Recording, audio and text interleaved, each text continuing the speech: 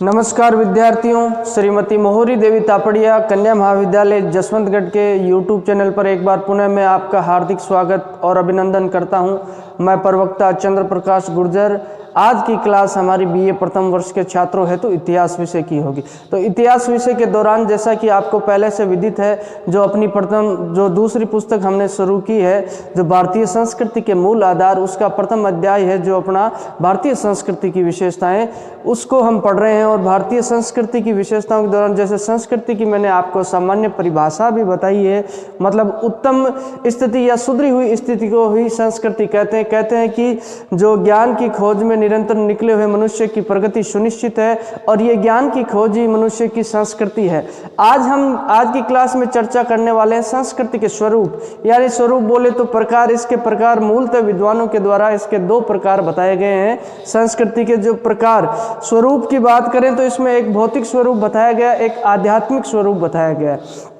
अगर अपन इसे साधारण भाषा में समझने का प्रयास करें कि भौतिक स्वरूप क्या होता है और आध्यात्मिक स्वरूप क्या होता है, जो प्रत्यक्ष है वो भौतिक स्वरूप, यानी जो हमें स्पष्ट दिखाई दे रहा है, जिसका हमारी आंखों के द्वारा हम उसे देख सकते हैं, वो जो संस्कृति का भौतिक स्वरूप कहलाएगा।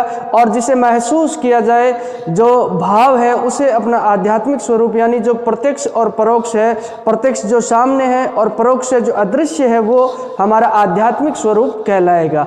अब ये निरंतर मनुष्य के द्वारा, जैसा कि मैंने बताया, जो पूरा पाषाण काल है, जो आदि मानव के द्वारा धीरे धीरे अपने आप को सभ्य बनाने का प्रयास किया जाता है, और प्रकृति की जो परिस्थितियां, उन विकट परिस्थितियों में जो समायोजन करने का प्रयास किया जाता है, और निरंतर ये मानव की संस्कृति विकसित होती चली जाती है। और ये संस्कृति है जो किसी एक युग का परिणाम नहीं है, किसी एक मानव का योगदान नहीं है, ये कई व्यक्तियों का, कई मानवों का योगदान है और कई युगों का योगदान है, जिसमें अपनी संस्कृति विकसित होती है। साधारण भाषा में संस्कृति का समझने का प्रयास अगर आप करेंगे तो जैसे कि हमारा रहन सहन है, खान पान है, और आसपास जो भी हमारे आचार विचार है, जो धर्म वगैरह, ये संस्कृति का जो अंग है।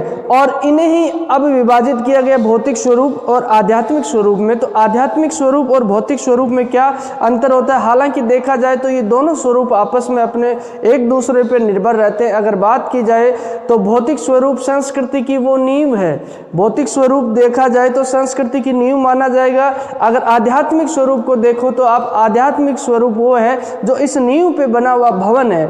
यानी अगर बात की जाए तो नींव की भी यहाँ अहमियत रहती है अगर भवन निर्माण में, और नींव के बगैर भवन का भी कोई महत्व औचित्य नहीं रहता है। तो इसी तरीके से अगर बात की जाए तो संस्कृति में जो भौतिक स्वरूप है उसको तो नींव माना गया है, और आध्यात्मिक स्वरूप को उस नींव के ऊपर जो बना हुआ भवन है वो माना गया है। दोनों का कोई महत्व नहीं है, एक दूसरे पे दोनों निर्भर है और आपस में जुड़े हुए हैं। तो आज हम देखते हैं ये इस भौतिक स्वरूप के बारे में, जो अपनी पुस्तक में इसकी परिभाषा दी गई है, उसके बारे में हम देखें। मनुष्य के जिन क्रियाकलापों पे, यानी मनुष्य के द्वारा किए गए जो भी कर्म है, कार्य है, में बाह्य विश्व के संस्कार गुण परिवर्तन की प्रधानता होती है।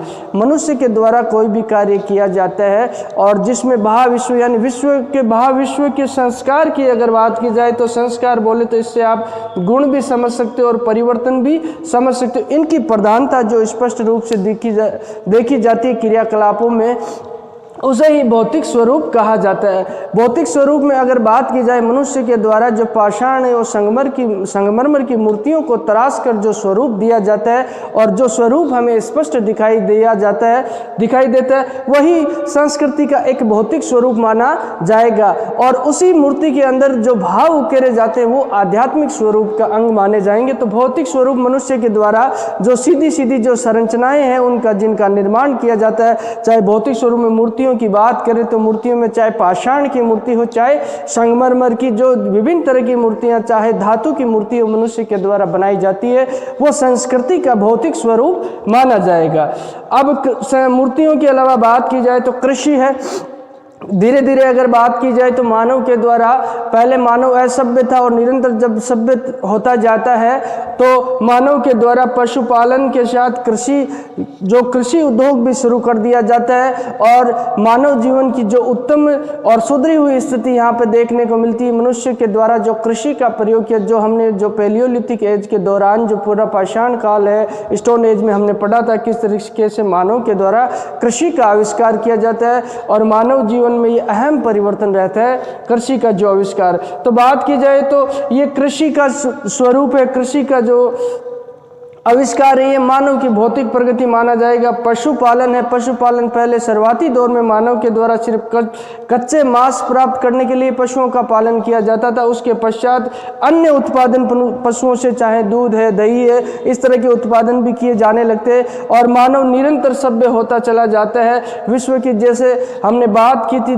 पृथ्वी पे अनेक जगह जो कई देशों में, जो यूरोपीय देशों की बात करें, कई सभ्यताएं हुई है, उनमें जो उनके अवशेष हैं, जो जिनके भौतिक स्वरूप यानी बोले तो परोक्ष और प्रत्यक्ष का इसमें फर्क है। आप जो प्रत्यक्ष रूप से हमें दिखाई देते हैं वही भौतिक स्वरूप माने जाए। भवन निर्माण की कला है, ये एग्जाम्पल के तौर पर देखें आप, भवन निर्माण जिस तरीके से मानव के द्वारा जो संरचनाएं की गई, बड़ी बड़ी संरचनाएं हैं, ये उस संस्कृति का भौतिक स्वरूप ही माना जाएगा। यंत्र निर्माण है, विभिन्न तरह के जो हथियार है, यंत्र है, किसी तरीके से यंत्रों में आप सभी चीज़ों को ले सकते हैं। कृषि से संबंधित जितने भी यंत्र हो, जो औद्योगिक क्रांति के दौरान जो हमें पढ़ने मिलेगा 18वीं शताब्दी में, जो इसमें बात की जाए तो विश्व बिरादरी में जो ब्रिटेन देश ने यहाँ उस समय का जो यंत्र निर्माणों के द्वारा जो काफ़ी परिवर्तन कर दिया था उस समय के दौर का, तो ये मानव के द्वारा यंत्र निर्माण है, ये भी इसे भौतिक स्वरूप माना जाए। और विभिन्न वस्तुओं का जो उत्पादन मानव के द्वारा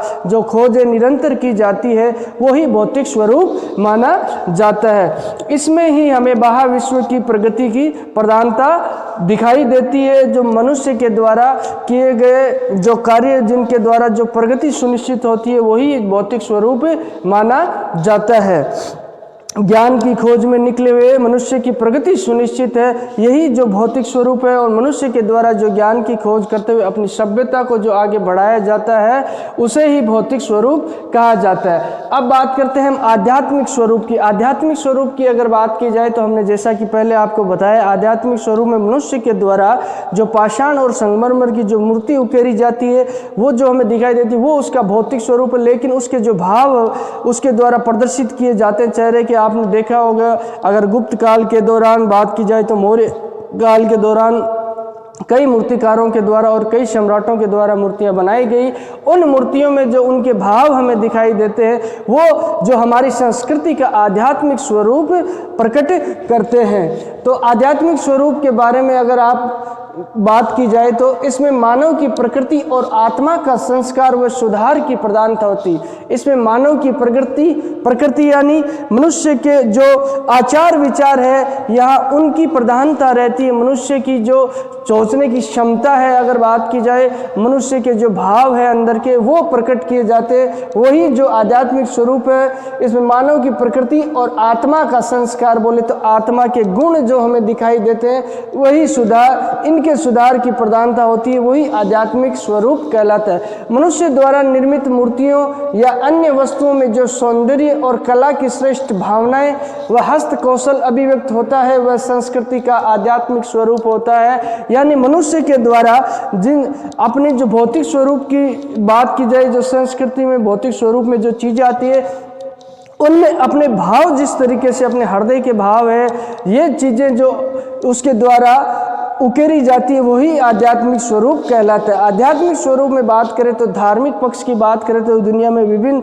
देशों में तरह तरह के धर्म हैं। इसमें अब भारत में भी विभिन्न धर्मावलंबी रहते हैं। उनकी बात की चाहे ईसाई धर्म से संबंधित हो, चाहे जैन धर्म से संबंधित हो, चाहे बौद्ध धर्म से, हिंदू, मुस्लिम, सिख, ईसाई, कई तरह के दो धर्मावलंबी रहते हैं। उनके द्वारा अपनी जो धार्मिक प्रणाली का जिस तरीके से विकास किया जाता है उसी के दौरान जो उनका आध्यात्मिक स्वरूप इसमें दिखाई देता है। धार्मिक जो आचार विचार है ये आध्यात्मिक स्वरूप यानी संस्कृति का जो आध्यात्मिक भाग है उसके अंदर आते हैं। नीति, उनके द्वारा जो धर्म संबंधित नीतियां हैं, विधि विधान बनाए तो बात की जाए तो उनके द्वारा जो नीति नियम और अपने जो परिवार समाज से संबंधित जो जिस तरीके के कानून कायदे बनाए जाते हैं उसे आप इसमें सम्मिलित कर सकते हो। विभिन्न कला कौशल की बात की जाए, विभिन्न तरह की विधाएं बात की जाए, चाहे किसी तरह की विद्या हो, अपने समाज के दायरे में रहते हुए कि जो अगर जनजातीय समुदाय हो, किसी तरह के समुदाय, उनके द्वारा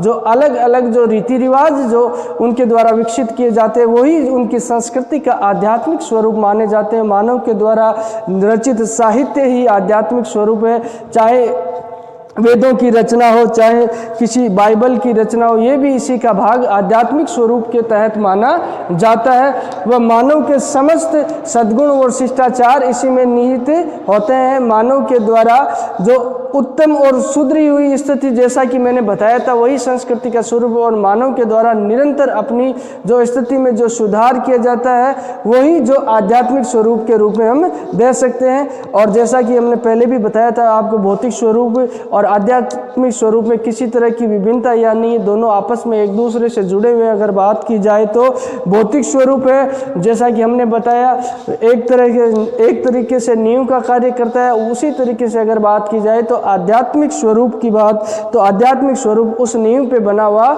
जो भवन है।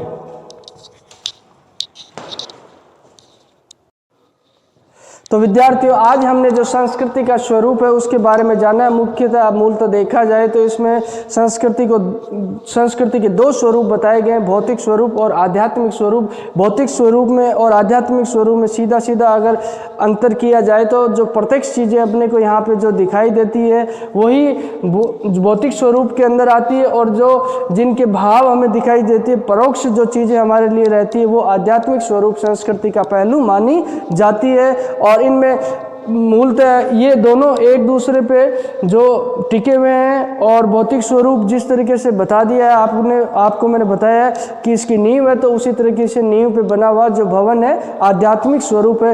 ये भारतीय संस्कृति में भी जो हमें, या विभिन्न देशों की संस्कृति की बात की जाए तो इन दो स्वरूपों में विभाजित किया जाता है संस्कृति को, जिसमें भौतिक स्वरूप और आध्यात्मिक स्वरूप। भौतिक स्वरूप में अगर बात की जाए तो जो मूर्ति निर्माण कला है, चाहे कृषि है, पशुपालन है, भवन निर्माण है, यंत्र निर्माण है, विभिन्न वस्तुओं का उत्पादन इत्यादि, ये चीज़ें इसमें सम्मिलित की जा सकती है। अगर आध्यात्मिक स्वरूप की बात की जाए तो धार्मिक पक्ष से नीति है, विधि विधान है, कलाएं, कला कौशल, विद्याएं, साहित्य व मानवता के समस्त सद्गुण व शिष्टाचार इसमें सम्मिलित किए जा सकते हैं। तो बोलिए, यहाँ तक आपको कोई चीज़ समझ में नहीं आई हो, किसी तरह की समस्या हो, शंका हो, तो आप निसंकोच पूछ सकते हो।